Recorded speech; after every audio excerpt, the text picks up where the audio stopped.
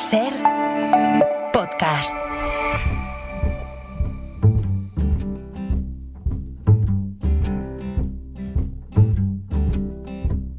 In the water, fire, I'll go wherever you go. In the valley, in the canyons, I'll go wherever you go. Hey, love, I'm ready now. Can't you see this riot inside of my veins? Hey, love, I'm overcome by desire. How must I wait? Espera Estupiñán, Javier San Pedro, ¿cómo estáis? Muy bien. Hola, buenos días a todos. Javier San Pedro es doctor en genética y biología molecular, colaborador del País, pero Estupiñán es químico, es bioquímico, conduce en la 2 El cazador de cerebros y ambos forman una pareja artístico-científica que el próximo día 25 actúa otra vez en el espacio Telefónica. ¿Habrá disfraces quizá? ¿Habrá sorpresas? Espero que sí. Podemos inventarnos alguna sorpresa. Yo pienso ponerme un disfraz, desde luego. ¿Ah, sí? Bueno, imagínate que nos tiran tomates o algo. Sí. No, bueno, pues todo el mundo está invitado a Oye, venir. deberíais hablar con Ondara, con el músico que hace la sintonía de esta sección Sí. y que vino un día a tocarla en directo. ¿os Sí, acordáis? Sí, claro. Igual si por un módico precio se viene a poner la banda sonora de vuestras actuaciones, sería muy bonito que acabaran. Quita, a ver si no le van a dejar entrar en Estados Unidos después. Porque Y además repartir entre 3 en lugar de entre 2, ¿no? Sí, con la pastizara que nos van a pagar, desde luego eso sería un problema. Que, oye, lo de Elon Musk y los cohetes empieza a dejar de ser gracioso también por la basura terrenal que está provocando con todos los que explotan, ¿no? Otra nave de SpaceX, esta vez incluso antes de despegar.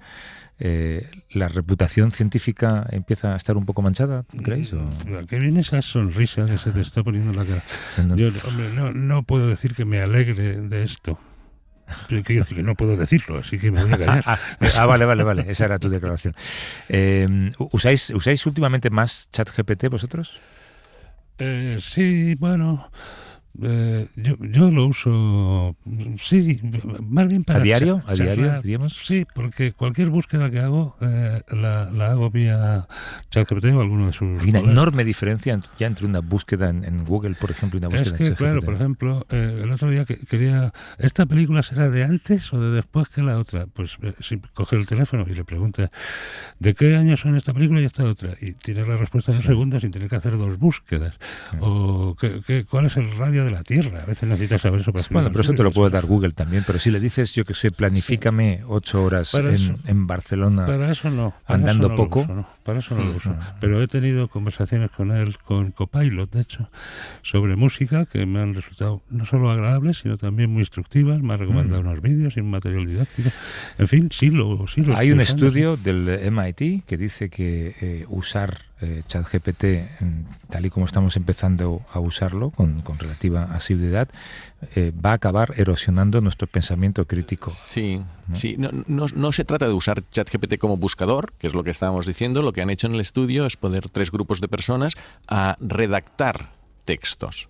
Redactar textos, unos con ChatGPT, unos pudiendo utilizar el Google y otros sin utilizar nada. O sea, directamente de su cerebro al papel. Y entonces lo que han visto es que estaban midiendo la actividad cerebral y claramente la actividad cerebral con electroencefalografía de los que usan ChatGPT para sentar la base, o sea, tener ese primer texto que después vas retocando, pues es menor. Pero es que cuando han ido haciendo más textos, porque no era solo uno, sino varias veces, veían que estos cada vez retocaban menos el texto, es decir, que cada vez se conformaban más en lo que salía ponerlo allá directamente. Entonces aquí es donde se ve que es como que te entra la pereza, que te vas acostumbrando a lo fácil, que la actividad cerebral es menor, y por eso es una muestra con pocas personas, que de hecho creo que no se ha publicado todavía, pero que han considerado darla a conocer porque es muy ilustrativa de lo que ocurre realmente insisto, no con la búsqueda es un Google mejorado, está claro, pero cuando te sustituye para escribir un texto, entonces ya es una tarea cognitiva que no haces. Me acuerdo que hubo creo que Burke, aquí, hace unas cuantas semanas en este programa, estaba entrevistando en la calle a gente y le preguntó a una chica muy joven, una estudiante, si usaba ChatGPT, y dijo, por supuesto, lo uso para todo, porque es que me lo hace todo. Bueno, evidentemente, si haces eso cuando se supone que te estás formando para tener un criterio propio y tener las herramientas necesarias para desenvolverte en el mundo, no te estás formando, ¿no? Esto es algo que los pedagogos y los sistemas educativos deberían tener en cuenta de inmediato. No sé a qué están esperando. No sé a qué están esperando. Bueno, oye, hablando de esperando, tenemos en el estudio a alguien con quien vamos a tener una conversación, estoy seguro de que interesantísima, y tendrá algo que decir sobre esto. When the love left just a friendship, that's when we found our greatest gift. With a distance but perspective, gentle patience irreflective. Solemos empezar esta charla con vosotros los domingos comentando muchas veces estas noticias científicas relevantes de la semana, y diría que siempre en algún momento, en algunas de estas cuestiones que vamos recogiendo, alguno de nosotros pronuncia la coletilla: esta noticia publicada en la prestigiosa revista Nature. Siempre decimos algo así, ¿no? Y la gente dirá, ¿cómo de prestigiosa es Nature? Es mucho. Es quizá una de las dos revistas científicas con más prestigio y más impacto. La otra es Science, que es americana, y Nature es británica. Y bueno, hay los científicos que no suelen publicar en estas dos revistas suelen decir que si tú eres un biólogo molecular te publicas en Cell, no en Nature. pero en realidad, claro, estas son las revistas que leen todos los científicos, porque no son de biología molecular ni de física de partículas, cubren todo el espectro científico, son papers de gran impacto y tienen una influencia muy grande en las carreras científicas de la gente y en bueno, los ámbitos intelectuales de la ciencia, que a veces no somos conscientes de que existen, ¿no? Supongo que publicar en una de estas revistas puede llevarte a conseguir un gran trabajo también, ¿no? Sí. Una financiación de un proyecto. Yo publiqué un artículo en Nature. No me digas. Sí. ¿Qué dices? Pero ¿cómo no lo has traído aquí? Y mira dónde estoy. Colaborando con un programilla de radio. No. En fin. Bueno, ¿De qué era tu paper? Era pues de biología molecular, sobre unos genes que regulan la forma del cuerpo, que definen la forma del cuerpo. Sí. Y al año siguiente de publicar en Nature dejé la ciencia profesional. Sí. Luego hablamos de esto. Y yo me pregunto, Pepera, tú igual, ¿no? Si llegáis a la universidad soñando también con publicar en una revista como Nature. Bueno, tiene un crédito enorme, entonces siempre se dice que los investigadores jóvenes, los postdocs, o sea, no los doctorados, que logran hacer un Nature o un Science o una publicación en una revista de grandísimo impacto, es lo que les facilita después poder montar sus grupos, acceder a financiación. Es como el crédito que te da haber publicado ahí, porque es muy elitista y solo los mejores lo logran, pues te abre muchísimas puertas, clarísimamente. ¿Por qué hablamos de esto? Bueno, pues porque os he traído a alguien que os puede mover unos cuantos hilos, por si queréis publicar algo. Nos visita en el estudio la científica británica Magdalena Skipper, que es la actual editora jefe de la revista Nature, como decimos, una de las más prestigiosas del mundo en el ámbito científico, si no la que más. Desde 2018 ostenta ese cargo. Es también la primera mujer en dirigir una revista que tiene 155 años de historia. Está de paso por Madrid porque ha participado esta semana en el Congreso Santander Women Now. Señora Skipper, gracias por venir. ¿Cómo está? Estoy muy bien, gracias. Es un placer estar con vosotros en el programa. No sé si intercambian teléfonos, a lo mejor hay una vía de entrada en la revista para estos dos científicos del 3 al 4 que tenemos aquí. Well, that's not quite how it works, of course. A ver, no funciona exactamente así. Nosotros invitamos activamente a investigadores de todas las áreas a enviarnos sus mejores trabajos. Y luego, lo que realmente cuenta para nosotros es la calidad de la ciencia que nos presentan, el impacto que tiene. Leemos todos los artículos que recibimos y además Nature es una revista multidisciplinaria, de modo que publicamos investigaciones de todas las ramas del conocimiento. Nacimos de algún modo en las ciencias naturales, biología, física, química, y aunque seguimos muy presentes en esas disciplinas, también publicamos temas de ingeniería, estudios clínicos y ciencias sociales. ¿Cómo lleváis que todo lo que pasa al filtro de la revista que diriges, de Nature, sea considerado de máximo rigor científico en todo el mundo? Es una carga muy pesada para un editor jefe como tú. Es una enorme responsabilidad. Me preguntas cómo se lleva algo así y la verdad es que es algo que me llena de orgullo, principalmente por mi equipo. Porque claro, esto no lo hago sola. Hay más de 100 personas que trabajan conmigo prácticamente día y noche, colaborando con la comunidad científica. Pero también supone una gran responsabilidad. Por un lado, asegurarnos de que lo que publicamos sea tan riguroso como sea posible. Y la responsabilidad también de difundir investigaciones que puedan tener un impacto real, tanto en el ámbito académico como en la vida cotidiana. Y ese impacto puede producirse mañana, dentro de un año o dentro de 20.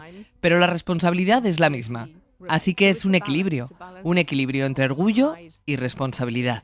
Hablábamos hace un momento de cómo, creo que me has comentado, que el 70% de los trabajos que se envían a Nature son rechazados en ese primer corte, digamos. ¿Cuál es el proceso desde que alguien en su casa, en su laboratorio, empieza un trabajo, escribe un informe, se lo envía a vosotros y acaba de ser publicado? Gracias por la pregunta porque creo que no se habla lo suficiente del proceso de la ciencia. Lo que planteas es cómo pasa una idea o hipótesis inicial a convertirse en un artículo publicado. Primero, un investigador diseña una serie de experimentos, pruebas o modelos según el área en el que trabaje. De ahí van surgiendo conclusiones, poco a poco, que se van hilando hasta convertirse en una historia coherente, capaz de contarse en un artículo.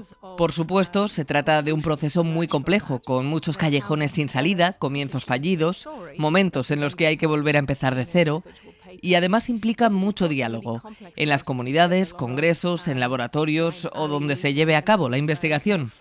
Y por fin, cuando el artículo está listo, nos lo presentan a nosotros, aunque algunas veces mis editores o yo misma mantenemos conversaciones previas con los autores, ya sea en un congreso o por correo electrónico.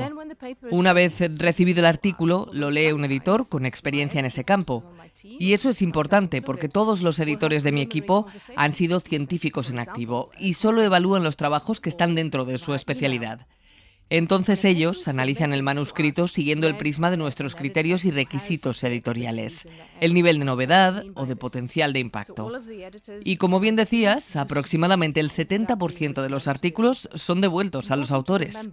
Pero eso no significa en absoluto que sean malos trabajos. De hecho, muchos son buenos, simplemente no encajan en Nature. Luego, el proceso continúa con el siguiente paso, la revisión por pares, en la que científicos activos del área llevan a cabo una evaluación técnica, cosa que nos indica verdaderamente a los editores si las conclusiones están suficientemente respaldadas por la evidencia científica. Es interesante y muy elegante que no ha usado la palabra son rechazados, sino son devueltos. Sí, como editora me gusta pensar que elijo con cuidado cada palabra. Sí, yo me preguntaba, porque antes Javier lo decía, que las dos revistas científicas, digamos, de más amplio espectro, y Magdalena lo ha dicho, que cubren muchas áreas de la ciencia, son Science y Nature. Las otras son como más específicas, pues New England Journal of Medicine, o Cell, o de Química. ¿Cómo se llevan entre ellas dos? Siempre me ha dado curiosidad saber si Science y Nature compiten un poco o si tienen una buena relación o qué diferencias hay entre ellas. Un científico determinado que tiene un descubrimiento, ¿por qué lo envía a una y no a la otra? That's a great question, actually. Es una excelente pregunta.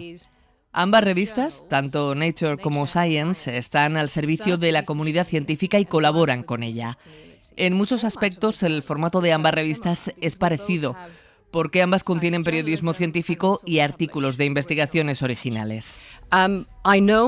Conozco bien a mis colegas de Science y tenemos muchas conversaciones muy interesantes y muy importantes, precisamente porque nos vemos, en cierto modo, como aliados que apoyan a la comunidad investigadora. Pero, por supuesto, también existe una cierta competencia.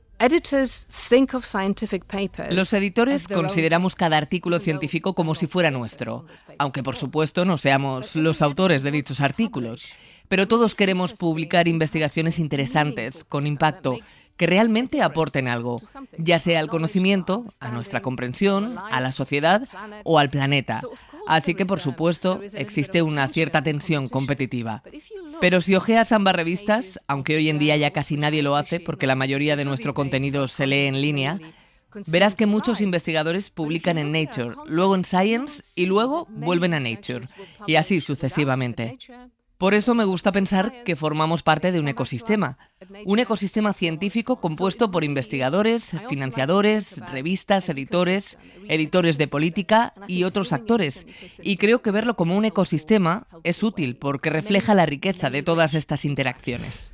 Vosotros, siguiendo con esto, es que claro, ustedes han publicado grandes artículos, la doble hélice del ADN, pero por ejemplo la oveja Dolly, es como que quieren, o sea, quieren tenerlo ellos, que no vaya a Science, digamos, ¿no? ¿O cómo hacen esto? Existen las primicias en Exacto. en las publicaciones científicas, ¿no? En las grandes, en las más importantes. Sí, algunos de los artículos que publicamos son sin duda auténticas primicias y los tratamos como tales. A veces, cuando un trabajo ha pasado por una evaluación rigurosa y vemos que es especialmente oportuno o importante, aceleramos su publicación y esa aceleración puede coincidir, por ejemplo, con un congreso internacional donde se va a anunciar el estudio. De modo que sí, es tal cual. Los ejemplos que mencionabas son algo antiguos, aunque siguen siendo clásicos, pero prácticamente cada semana publicamos trabajos nuevos que también tienen un gran impacto. Nature, después de todo, es una publicación semanal y te aseguro que podría mencionar varios artículos muy relevantes que salieron hace apenas unos días. Pero sí que sois punta de lanza, pudiendo observar hacia dónde va la ciencia. En este caso tan antiguo, como decías, de la manipulación genética con la abeja Dolly, pues indicaba un poco hacia dónde va la genética.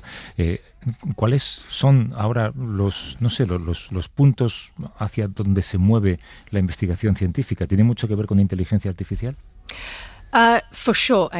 Sin duda, la inteligencia artificial juega un papel cada vez más importante. Hoy por hoy empieza a estar presente en casi todo, tanto en lo privado como en lo profesional. Retomaré el tema de la IA en un momento, pero hay otras tendencias, otros cambios relevantes que quisiera mencionar también. Por ejemplo, algunos de los artículos que publicábamos en Nature hace 50 o incluso 20 años eran artículos firmados por un solo autor o quizá como mucho 2 o 3. Hoy la gran mayoría de los artículos que publicamos son esfuerzos colectivos. La ciencia se ha convertido realmente en un deporte en equipo. La mayoría de los artículos se basan en grandes conjuntos de datos y un análisis computacional intenso. Vemos entonces una clara tendencia hacia la modelización de datos a gran escala, aprovechando la mayor potencia de cálculo. Los artículos van siendo, por tanto, cada vez más complejos desde el punto de vista computacional. Lo que también está cambiando, y creo que aquí es donde periodistas como los de Nature realmente destacan, es que la ciencia se está volviendo cada vez más multidisciplinar. Hoy en día es cada vez más difícil leer un artículo y decir, este artículo encaja perfectamente en la disciplina A o en la disciplina B. Los propios investigadores se están convirtiendo en una especie de hombres del Renacimiento, aunque afortunadamente hoy en día No solo son hombres, por supuesto. Recurren a herramientas de una gran variedad de disciplinas diferentes, por lo que la complejidad es sin duda una clara tendencia en la investigación.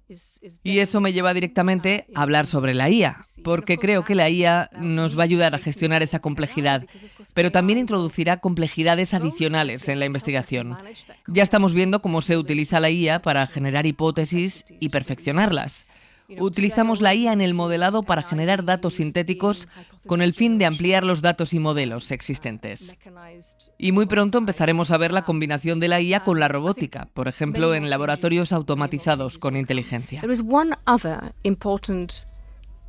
Además, hay una tendencia importante que debemos subrayar y celebrar, y es que, aunque la financiación para la investigación no está equitativamente distribuida, ya que históricamente se ha concentrado sobre todo en el llamado norte global, cada vez son más importantes las investigaciones que surgen del sur global, es decir, de los países africanos, latinoamericanos y algunas partes de Asia, y esa diversidad en la ciencia es increíblemente importante. La diversidad de los científicos es fundamental, porque significa que están planteando preguntas diferentes, preguntas que son relevantes para más personas, más lugares del mundo, que luego tratarán de responder. Están intentando resolver problemas que son diferentes, ¿no? Diversidad se ha vuelto una palabra muy fea en los Estados Unidos de Donald Trump. ¿Qué puede hacer una gran revista científica como Nature para mostrar una oposición a esa línea de actuación de la administración americana en este y otras cuestiones? Porque no todo es sobre diversidad e igualdad. Acabamos de ver, por ejemplo, que el secretario de Salud, Robert Kennedy, ha expulsado a los 14 expertos en vacunas que tenían los CDC, Centros para el Control de las Enfermedades, y ha metido a 8 personas que no tienen ni idea de vacunas. ¿Qué puede hacer una gran revista? Sé que estáis haciendo todo lo que podéis, pero ¿nos puedes explicar cuál es vuestro papel aquí? El vuestro y el de Science, que encima es americana. Creo que podemos hacer mucho, y lo importante es que no somos solo nosotros. Volveré a este punto en un momento. Por darte un ejemplo, poco después de que se emitieran las primeras órdenes ejecutivas en Estados Unidos para cortar fondos y despedir a muchos investigadores federales, publicamos un editorial titulado "Un ataque a la ciencia en cualquier parte es un ataque a la ciencia en todas partes", en el que destacábamos la necesidad de movilizar a toda la comunidad investigadora a nivel mundial, ya que se trata de una comunidad global para apoyar a investigadores de Estados Unidos y defender los valores que estaban siendo atacados, porque efectivamente estaban cancelando proyectos individuales, despidiendo a investigadores o impidiéndoles trabajar por falta de financiación. Pero se trata también de defender los conceptos, los valores de la ciencia, el hecho de que la ciencia es realmente la base de cualquier nación próspera. Está claro que la ciencia contribuye a la salud, la felicidad y el bienestar de una nación. Contribuye a la protección del medio ambiente, cosa que está relacionada con la salud y el bienestar, claro, pero también contribuye directamente a la prosperidad económica. Según escuché recientemente en el discurso sobre el estado de la ciencia que el presidente de la Academia Nacional de Ciencias de Estados Unidos pronuncia cada año, Marcia McNutt nos recordó que en Estados Unidos, por cada $1 invertido en ciencia, se obtiene un rendimiento económico de $5.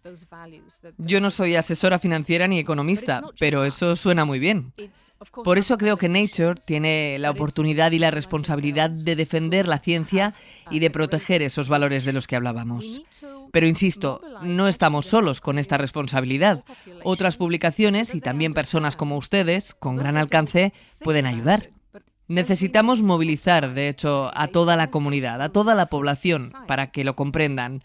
Porque aunque no sean conscientes, todo el mundo se beneficia de los frutos de la ciencia en cada minuto de sus vidas. Si les quitaran eso, sus vidas cambiarían inmediatamente a peor. Así que es del interés de todos. Yo quiero ver a influencers, quiero ver a periodistas, a líderes religiosos y líderes comunitarios apoyando algo que nos beneficia y nos afecta directamente a todos.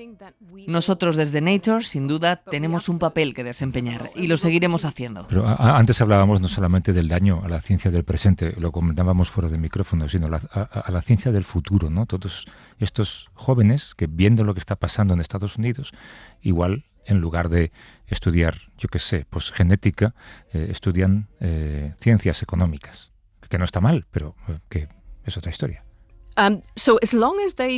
Mientras los jóvenes sigan haciendo investigación, aunque sea solo durante la carrera, en un máster o en un doctorado, ya estarán adquiriendo algo muy valioso. Lo digo porque la investigación te enseña a una forma determinada de analizar los hechos, de respetar los datos, de distinguir entre lo que es cierto y lo que no lo es, de diferenciar la información de la desinformación. Por eso creo que mientras la nueva generación siga comprometida con la ciencia, sea del área que sea, eso ya representa una gran victoria. Lo que sí me preocupa es que disciplinas como ciencia, tecnología, ingeniería, matemáticas o medicina, lo que se suele llamar STEM, empiezan a verse especialmente en Estados Unidos como un camino profesional poco prometedor, poco estable para los jóvenes de hoy. Y eso sería una verdadera catástrofe para cualquier país.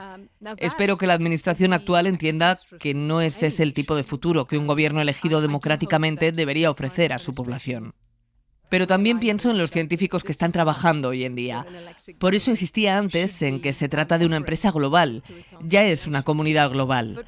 Europa, tanto desde la Unión Europea como desde algunos países por separado, ya está ofreciendo oportunidades específicas de financiación para acoger y, en algunos casos, ofrecer un refugio a investigadores que quieren seguir trabajando, pero que ahora mismo no pueden hacerlo en Estados Unidos.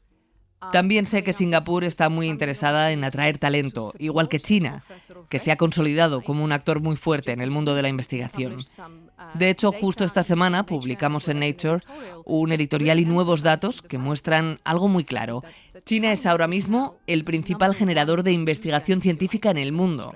Sé que es una forma un poco extraña de decirlo, pero es así. Produce más investigación que cualquier otro país. Sí, de hecho yo leí este editorial donde utilizaban la expresión China y el resto del mundo como si fuera independiente. Es decir, no, ya lo sé que no es, ya sé que es una visión global, pero sí que utilizaban esta expresión. Y es verdad que en Europa la referencia siempre ha sido Estados Unidos, y al principio, cuando los ataques de Trump a la ciencia, pensábamos en positivo que podríamos captar científicos, y después nos vamos dando cuenta que es lo que usted ha comentado, que justo por ser la referencia, el riesgo de que nos afecte en negativo es muy grande. Pero a China puede ser que eso la impulse a convertirse en algo que llevamos tiempo diciéndolo, que quizás en algún momento será la primera potencia científica y tecnológica mundial. Usted, en la posición privilegiada que está, no solo para saber cómo la inteligencia artificial y la robótica harán el trabajo de los científicos en el futuro y cosas así, sino para saber cómo se mueve la política científica. O sea, ¿ve que esto está cerca de llegar? En inglés hay una expresión que dice que hay personas que agrupan y otras que dividen. Algunos buscan lo que une y otros lo que separa. Yo no estoy a favor de presentar a China como un adversario o como un bloque enfrentado al resto. Y me parece muy interesante que hayas señalado esa frase en el editorial que publicamos esta semana. La usamos precisamente porque refleja una tensión real. Existe una división creciente entre Occidente y China.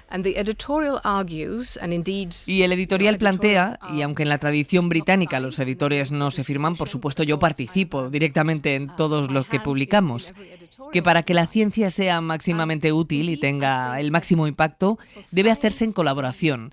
Y esa colaboración tiene que ser global. Si pensamos en los desafíos más urgentes que enfrentamos hoy, como el cambio climático, la sostenibilidad o la pandemia que vivimos hace 5 años, todos ellos son problemas globales y no se resolverán si seguimos pensando en la ciencia como algo limitado por las fronteras administrativas nacionales. Eso perjudica a la ciencia y en realidad nos perjudica a todos, limita el progreso. Entonces, en el contexto de China, este país se ha convertido sin duda en un líder realmente destacado.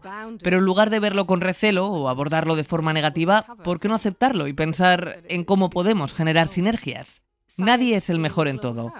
Así que, ¿por qué no unir los puntos fuertes de Europa y los de Estados Unidos, que ojalá recupere pronto el impulso de su ciencia después de los recortes, con los del sur global, los de África, donde hay un enorme talento y una población muy joven? Aprovechemos esas fortalezas regionales para trabajar en conjunto, pensando en el bien común del planeta. Las soluciones al final serán locales, sí, pero deben partir de un enfoque mucho más conectado. Hay un reto a los que seguramente se enfrenta casi a diario como editora jefe de Nature, que es el de la llamada crisis de reproductibilidad. Hay un porcentaje de los estudios de neurociencias o de cáncer que no se pueden reproducir para comprobar que están bien hechos y que son reales y que son veraces, ¿no? ¿Cómo se hace para evitar que os cuelen falsas investigaciones? Voy a profundizar un poco en tu pregunta, porque creo que hay dos ideas que a veces se confunden. El hecho de que un estudio no sea reproducible no significa necesariamente que sea falso o fraudulento. Te doy un ejemplo muy sencillo. Si yo te digo que ayer preparé una sopa de tomate y tú podrías hacer una sopa roja que no se parece en nada a la mía, entonces podríamos decir que mi sopa no es reproducible. Pero si yo te doy la receta exacta de cómo la hice, entonces tus probabilidades de lograr una sopa igual a la mía aumentan considerablemente. Entonces, una parte del problema viene de que en la historia de la ciencia no se prestó suficiente atención a documentar con transparencia cómo se hacían las cosas. Eso es precisamente lo que ha impulsado el movimiento de ciencia abierta, compartir los datos para que otros puedan usarlos, sí, pero también explicar de forma clara cómo se llegó a los resultados. Así no solo se pueden detectar posibles errores, sino que también se puede replicar el estudio. Ahora bien, también mencionabas los fraudes científicos. Y sí, existen. Siempre hay personas que actúan de mala fe en cualquier sistema. Y la falsificación de la ciencia puede ocurrir por muchas razones diferentes. Algunos simplemente no entienden el verdadero propósito de hacer ciencia, que es comprender cómo funciona el mundo e intentar mejorarlo. Y otros lo hacen porque sienten una enorme presión por publicar, ascender o conseguir financiación. Entonces, ¿cómo se previene? Lo ideal es que la prevención empiece mucho antes de que el trabajo llegue a nosotros, desde la formación en universidades y en centros de investigación. Hay que enseñar a los jóvenes científicos a hacer una investigación rigurosa, reproducible y transparente. Y cuando el artículo nos llega, nosotros ofrecemos una serie de herramientas a los autores. Listas de verificación, estructuras claras para los manuscritos. Siempre les digo que el objetivo es ayudarles a mostrar con claridad la solidez de su investigación, porque en realidad esa solidez ya debería existir antes de enviarnos el trabajo. Y por supuesto, ningún sistema es infalible. Nos ha ocurrido que hemos publicado artículos que después tuvimos que retractar y cuando eso pasa es algo que hacemos.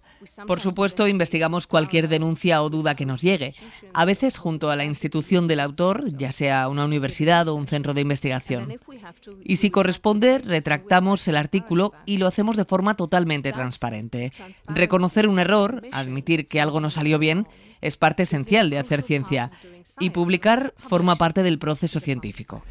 Y en este proceso de publicación hay una crítica que se les hace a menudo, que es el tema de los costes, los gastos, los beneficios. Es decir, hay una cosa curiosa, que es que todos los científicos que hacen el peer review no cobran por hacer ese trabajo. Las universidades, los gobiernos ponen mucho dinero en que se hagan las investigaciones, los grupos de investigación pagan para poder publicar, los lectores tenemos que pagar para ver muchos de sus artículos y los beneficios de las grandes empresas de publicación como la suya pues son muy altos. Entonces no quiero aquí hacer una crítica fácil, pero está sobre la mesa esta crítica. No sé cómo se defienden de esto.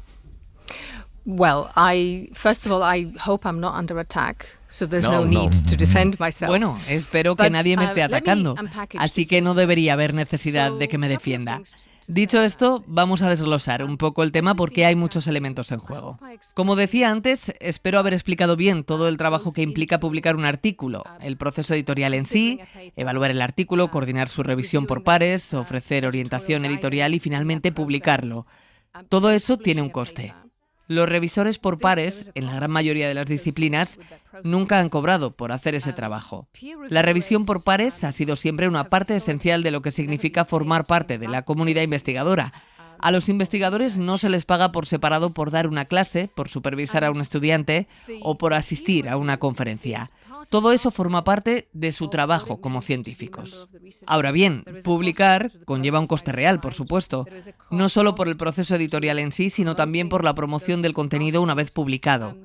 Y el hecho de que en este mismo programa se hable a menudo de artículos publicados en Nature se debe sin duda a la excelente calidad de esos estudios, pero también al trabajo de nuestro equipo de prensa, que se encarga de comunicarse con periodistas como ustedes y con medios de todo el mundo. Además, mantener el archivo completo de todo lo que publicamos también representa un coste. En Nature conservamos el registro íntegro desde hace más de 155 años y nuestra intención es seguir haciéndolo. El modelo de financiación de la publicación científica está cambiando, está evolucionando. Tradicionalmente, los costes de publicar un artículo se cubrían a través de suscripciones institucionales o licencias de acceso. En la práctica venía a ser lo mismo, una suscripción a la revista impresa o una licencia para acceder a los contenidos en línea. Y en muchas instituciones este corte se cubría con presupuestos específicos de biblioteca o de documentación científica. Con el modelo de acceso abierto, en cambio, cualquiera puede leer los artículos libremente. Por ejemplo, alguien que ahora mismo pase por la calle frente a este estudio podría leer un artículo sin necesidad de pagar. En ese caso, el coste se traslada al llamado Article Processing Charge, o tarifa de procesamiento del artículo. Y normalmente, si el organismo financiador exige que el trabajo se publique en acceso abierto, también cubre esa tarifa. Ahora bien, hacer ciencia es en sí mismo algo costoso. Pensemos en el equipamiento necesario, ya sea un microscopio, herramientas de biología molecular o incluso un simple ordenador, que cualquier científico necesita usar a diario. Todo eso lo fabrican empresas privadas y, por tanto, conlleva un coste. Por eso, a veces siento que se señala injustamente a las editoriales, como si fueran las villanas del sistema. Creo que lo que hay que hacer es mirar con honestidad el coste real de todo el ecosistema de investigación y ver cada parte, el equipamiento, los investigadores, las editoriales que apoyan el proceso, las plataformas que mantienen el archivo histórico, cumple una función. La pregunta que deberíamos hacernos, y es una pregunta importante para toda la comunidad científica, es: ¿estamos obteniendo un buen retorno de la inversión? Y eso es algo que nosotros, como editores, deberíamos tener siempre presente para poder ofrecer el servicio adecuado. ¿Ha detectado en los últimos años que hay más investigaciones que quizá en su origen uno de los componentes era encontrar algo que sea tremendamente rentable, que haga a una empresa farmacéutica tremendamente rica? Los hallazgos originales de investigación son la base de toda invención, independientemente de que luego generen grandes beneficios económicos o no. A veces quien los comercializa es el propio investigador y otras veces es una organización distinta. No diría necesariamente que ahora estemos viviendo una tendencia creciente hacia esa búsqueda directa de rentabilidad, pero lo cierto es que ese enfoque ha existido desde hace mucho tiempo. Y eso se aplica tanto a la medicina clínica como a la tecnología, por ejemplo. Lo cierto es que el potencial para generar aplicaciones útiles puede surgir en cualquier área. Y, por supuesto, el intervalo entre una invención y su comercialización o aplicación real puede variar mucho. Por eso es importante, por ejemplo, una mirada africana, ¿no?, para que alguien se ocupe de los problemas de los que nadie se ocupa. Totalmente. Y hay algo más que también está cambiando, y me interesa mucho desde la perspectiva de Nature. La idea de empezar a valorar distintos tipos de investigación. No solo los avances fundamentales, que por supuesto siguen siendo clave y nos interesan muchísimo, sino también el trabajo aplicado y la implementación práctica de esas investigaciones. Por ejemplo, en el campo de la ingeniería existe un concepto llamado ingeniería frugal. Lo habitual es que las soluciones de ingeniería sean costosas, lo que las hace poco accesibles para muchos países, especialmente los de ingresos bajos. Pero la ingeniería frugal propone algo diferente: tomar un problema que ya ha sido resuelto y encontrar una forma de resolverlo con métodos de muy bajo coste. Como hacen los chinos, like the Chinese do. China, sin duda, ha desarrollado algunas de estas soluciones, pero no es la única. Hay avances muy interesantes que han surgido directamente en África, precisamente porque quienes viven allí conocen bien los problemas y sus limitaciones. Un ejemplo reciente muy bueno son los transgénicos, o organismos genéticamente modificados, que en Europa sufren una regulación absurda por completo de restricciones, por presiones ecologistas y a la larga sociales, y los países africanos han empezado a hacer sus propios transgénicos porque los necesitan para su agricultura y para alimentar a su población. Estoy totalmente de acuerdo. Soy genetista de formación, así que el fiasco de los organismos modificados genéticamente y la falta de aceptación son para mí un ejemplo paradigmático. Una tormenta perfecta de malentendidos sobre lo que son y lo que no son, y también sobre los intereses del sector privado. En aquellos tiempos, cuando los organismos modificados genéticamente aparecieron por primera vez en escena, la comunicación fue un verdadero fracaso respecto a lo que podían ofrecer y los riesgos, que en realidad no entrañaban. Y luego, por supuesto, Monsanto se involucró de una manera que generó aún más desconfianza. Pero estoy completamente de acuerdo contigo en que una solución como los organismos modificados genéticamente tal vez no sea necesaria en Europa. Digo tal vez porque nuestro clima está cambiando, así que veremos cómo evoluciona la situación. Sin embargo, en otros contextos, sin duda, es una respuesta clave.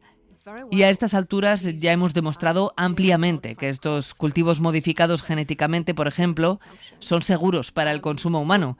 Así que, ¿por qué no aprovechar su potencial? Ha sido una conversación fascinante y me acabo de dar cuenta de que, como acabas de recordar, tú también eres genetista y bióloga molecular como Javier Sampedro, pero hace más de 20 años abandonaste el laboratorio por la publicación científica, como Javier Sampedro, que abandonó el laboratorio por la divulgación científica. ¿Qué os pasa a los genetistas que salís corriendo de vuestra profesión? Bueno, yo no lo abandoné por la divulgación científica. De hecho, entré en el periódico por la sección de economía y he cubierto la Feria de Abril, el Rocío, metí en la cárcel a Carlos Soto. Hay mucha ciencia ahí, ¿eh? Hay casi tanta como en las secciones de ciencia. Pero algún día nos podrías explicar qué pasó ahí, ¿eh? Porque es un salto gordo. Sí, sí. No te digo ahora, pero... Es un salto cuántico que dejamos para otro programa. Me lo han preguntado mil veces y nunca sé qué responder. Y Conce, yo quiero añadir una cosa, que es verdad que Sampedro tiene un Nature, pero el libro de la ciencia del sexo se tradujo al inglés por Springer, que es el grupo de Nature. O sea que lo he pensado después. Una medalla cada uno. ¿Echa de menos el microscopio o no? Not the microscope per se, but I do miss. Bueno, no echo de menos el microscopio en sí, pero sí ese primer momento de descubrimiento. A veces los jóvenes científicos me preguntan, ¿cómo es eso de ser editor? ¿Es una buena carrera profesional? ¿Es interesante? Lo cierto es que para mí ha sido una decisión perfecta. Y, por cierto, no siento que haya abandonado nada, porque aunque no lo esté haciendo yo misma, sigo muy involucrada en la ciencia. Así que suelo responderles algo así. Cuando eres investigadora hay días en los que eres la primera persona en la historia del universo en ver, descubrir o construir algo por primera vez. Y eso es increíble, ¿verdad? I'm kind of the person who's standing behind you and looking over your shoulder. Bueno, pues como editora yo soy esa persona que está justo detrás de ti, mirando por encima del hombro. Porque si haces un descubrimiento asombroso, probablemente la siguiente persona con la que quieras hablar sea una editora de revista, para que ese hallazgo se comparta con el mundo. Ha sido una buena manera de explicarlo. Nos ha visitado la científica británica Magdalena Skipper, que es actual editora jefe de la revista Nature, que es una de las más prestigiosas del mundo en el ámbito científico, si no la más prestigiosa. Ostenta ese cargo desde el año 2018. Es la primera mujer, además, en dirigir la revista en los 155 años de historia. Ha estado estos días en Madrid porque ha participado en el Congreso Santander Women Now. Señora Skipper, mil gracias por la conversación, y si alguna vez recibe otro paper firmado por un tal Sampedro o un tal Estupiñá, mírelo con cariño. Muchísimas gracias, ha sido un placer. Hasta luego. Hasta luego, Javier. Hasta luego, Pera. Hasta luego. Abrazos.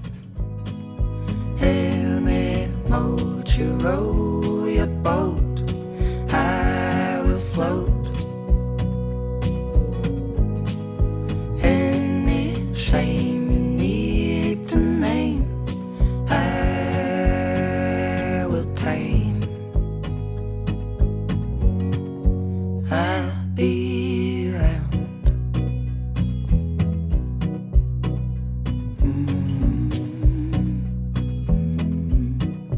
I'll be around.